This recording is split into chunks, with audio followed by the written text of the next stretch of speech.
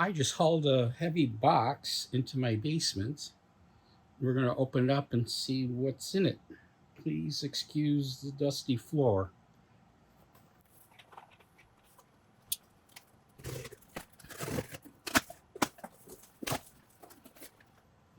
Well, it's an economy roller mill. Yes, we're going to have fun with this. So I'm going to take a few minutes to get it up on to this cabinet where I'm going to mount it, and then we're going to see what to do with it.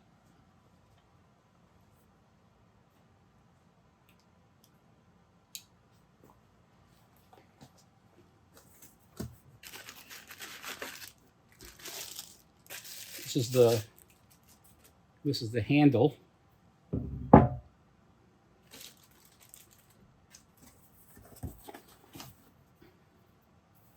Now the little T gear, whatever you want to call that.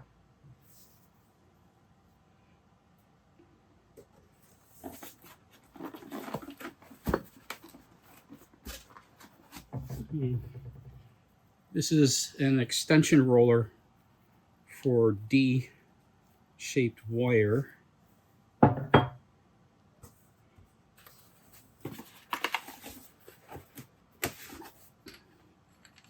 And a little handle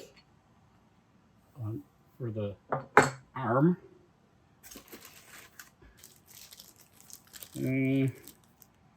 Some extra goodies. I don't think I'm going to need any of those.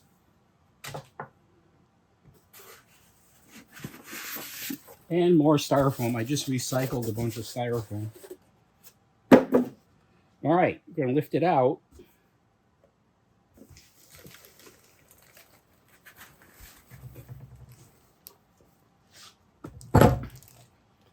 Now, yeah, there's a little junk over in the corner there. Now, yes, this is not going to be the best roller mill, but for now, it's going to do what I want to do, which is play with embossing metal and maybe making some wire.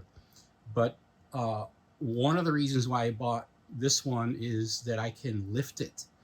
I'm really on my own here, and I can't lift an 80-pound roller mill, which was the size of the nice one that I would have bought.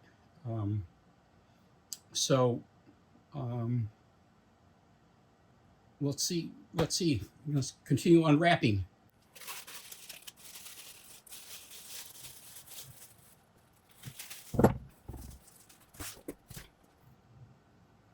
The rollers are plastic, got some kind of like saran wrap on them.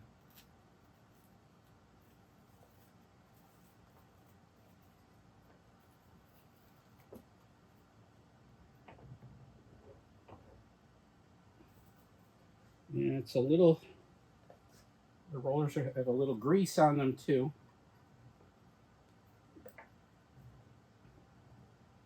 It looks like everything that could corrode in storage and shipment was covered in saran wrap, or plastic wrap.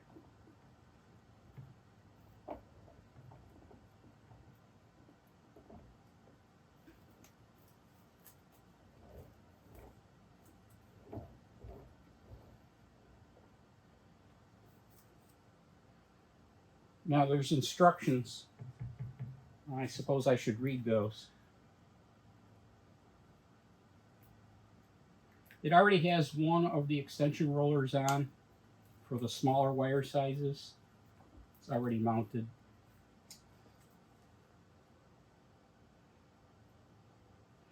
I believe this is the output end. Yeah. And this would go on here. And I got to think about how I'm going to mount it. There's supposed to be mounting holes. Yeah, there they are. I wonder if my bolts that I bought are going to fit those. There's 4 mounting holes. And right now I think I should take a look at the instructions. Okay, so I can see there are no instructions on how to assemble it. There's instructions on, you know, how to use it. I've already watched a lot of videos on that topic. So we're just gonna do what makes sense here. We'd have to attach the arm.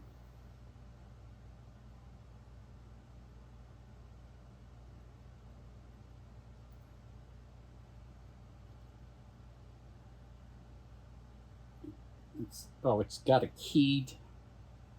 It's keyed.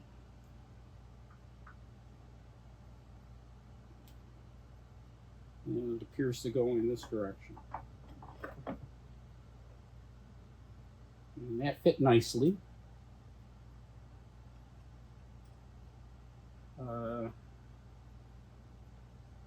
This washer doesn't fit here.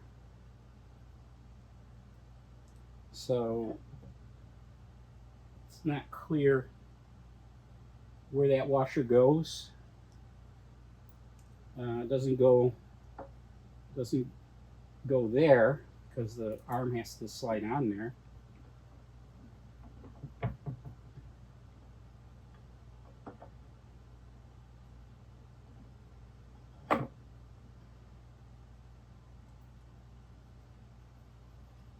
Well, I mean, the only thing that you can do is that this washer goes on the outside, but there's no recess to capture the washer.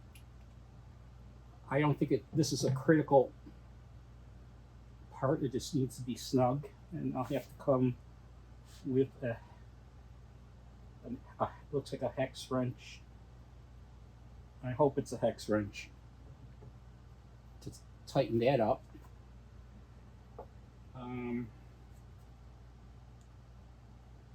This T thing, now they don't have instructions on how to calibrate this, but the idea is I'm gonna move the camera.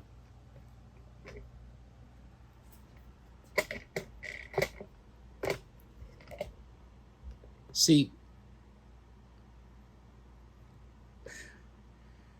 the idea to make this level is these two sides of the rollers raise and lower independently.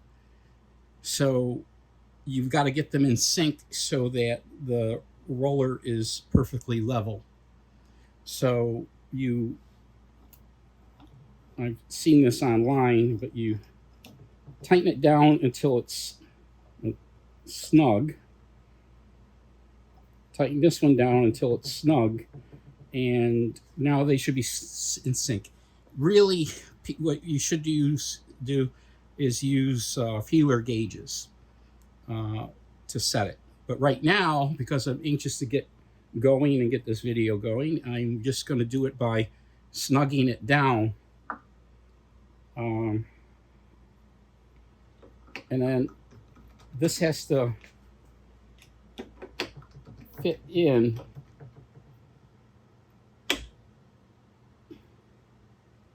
And there's a little nut that keeps it from falling off.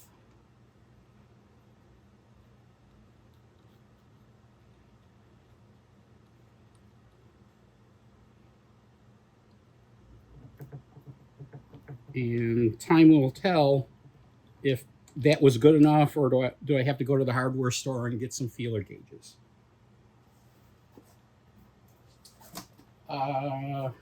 Put the handle on.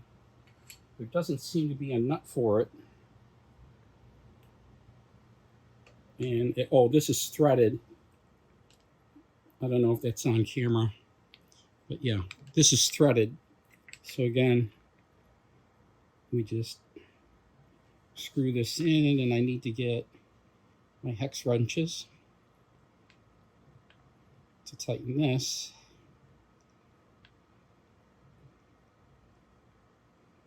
But there we go. That's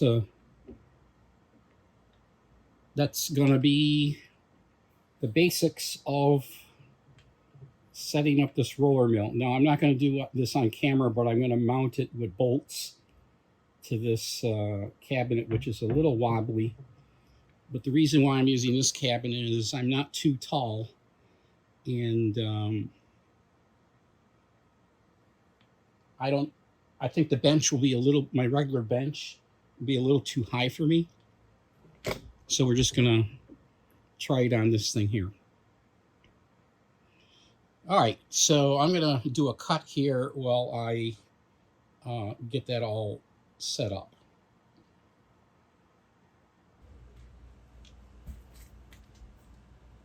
So, see if it focuses. We've got a little piece of silver. I'm not going to call it scrap silver because I could use it to make a ring shank. So I don't really need to make this thinner, but I just want to see if I can. Now I've annealed this and I've pickled it and it's completely dry. And when I check it with the caliper, it's almost exactly 1 millimeter thick, so 1.05, and it's very uniform side to side. And I'm going to try and take it down to 0.5 millimeter or see, what's involved. I mean, there's no calibration on this. I mean, using calibration in 2 different senses in this video.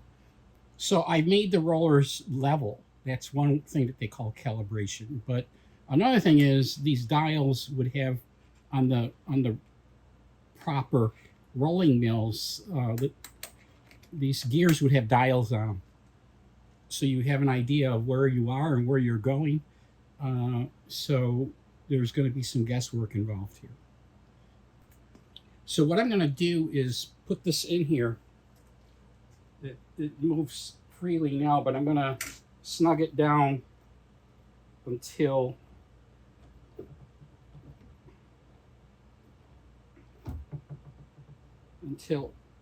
I can't move it. And then I'm going to back it out, and I'm going to tighten it 1/8 of a turn, and see what happens. Now,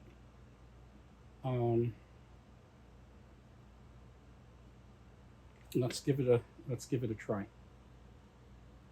Oh yeah, there's a 5-to-1 gear reduction here. That was very easy to roll through.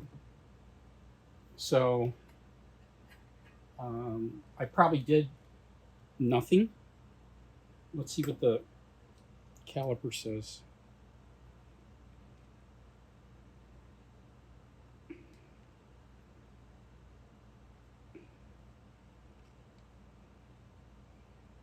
It brought it down to 0.98. Let's give it a 1/4 turn and try it again. Very easy to roll through.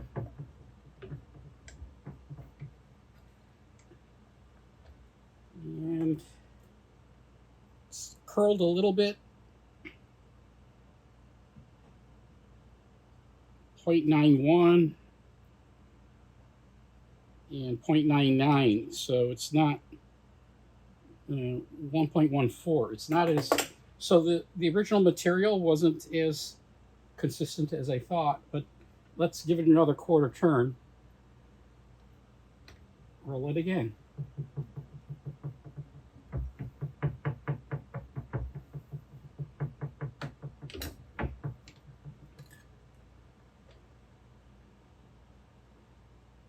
And I'm going to give it another 1/4 turn and roll it again. That noise is my cabinet. This machine makes no noise. I can see it stretching out, and we're down to 0.8. I'm going to turn it 1/2 a turn, get ambitious.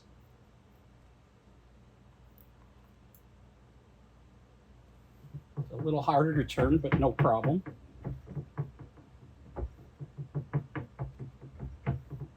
They say once you bring it down 50%, you should anneal it again. It's quite a bit longer than it used to be. It's still about the same width.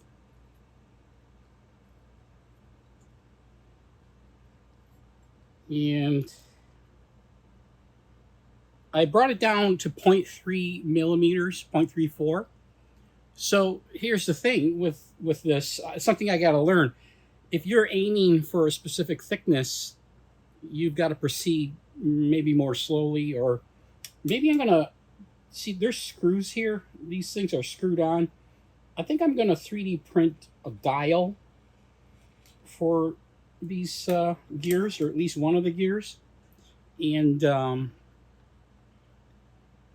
so that I have an idea about what I'm doing. It won't be a calibrated dial, but I'll have an idea. Let's look at some of this. So it's 0.4 at this end. It's 0.42. It's 0.44. It's 0.42. Oh, so when I read, so that's reading all the way across. If I read it all the way across, it's really 0.42. Not far off from the 0.5 that I was going for, which was arbitrary. But I want to get an idea of the side to side. So if I just measure half, it's it bounces, you know, the metal flexes a little, or, you know, my caliper does it. It's 0.45 on that half.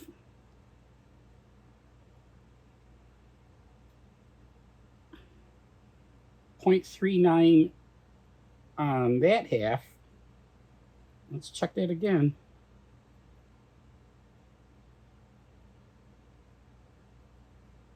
.44. All